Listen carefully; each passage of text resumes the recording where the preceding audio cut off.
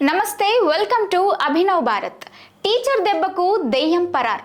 చెప్పిన మాట వినలేదను, అన్నం తినలేదను, నిద్రపోవడం లేదను మనలో చాలామంది పేరెంట్స్ పిల్లలకు లేని దెయ్యాన్ని పరిచయం చేస్తారు. ఇది చాలా తప్పు అని సైకాలజిస్టులు చెప్పినా సరే పట్టించుకోరు. అదిగో భూతం, ఇదిగో దెయ్యం, బూచాడొచ్చాడంటూ లేని దెయ్యాన్ని పిలిచి పిల్లల్లో అనవసరమైన భయాన్ని నింపుతారు. నిజామాబాద్ జిల్లా ఆనందపూర్లో ఏకంగా ఒక స్కూల్నే దెయ్యం పట్టిందంటూ ప్రచారం మొదలైంది. అది కాస్త ముదిరి పిల్లలు బడికెళ్ళడానికే భయపడే పరిస్థితి వచ్చింది. దీంతో అమావాస్య రోజు ఆ స్కూల్ అటెండెన్స్ తగ్గిపోవడం మొదలైంది. ఇదంతా తెలుసుకున్న టీచర్ రవీందర్ పిల్లల్లో దెయ్యం భయాన్ని పోగొట్టాలని నిర్ణయించుకున్నాడు.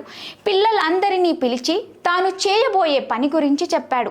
అమావాస్య రోజు అదే బడిలో క్లాస్ రూమ్లో ఒంటరిగా నిద్రపోతానని, తాను క్షేమంగా ఉంటే దెయ్యం లేదనే విషయం నమ్మాలని పిల్లల్ని ఒప్పించాడు. అమావాస్య రాగానే ఆ టీచర్ చెప్పినట్టే చేశాడు. దాంతో ఉదయాన్నే స్కూల్కు వచ్చిన పిల్లలు నవ్వుతూ గంతులేస్తూ ధైర్యంగా క్లాస్ రూమ్లో కూర్చున్నారు.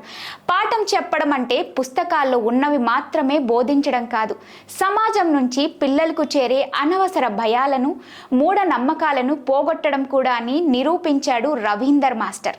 అతని సమయస్ఫూర్తి ఎంతో మంది టీచర్లకు స్ఫూర్తి కావాలని ఆశిద్దాం.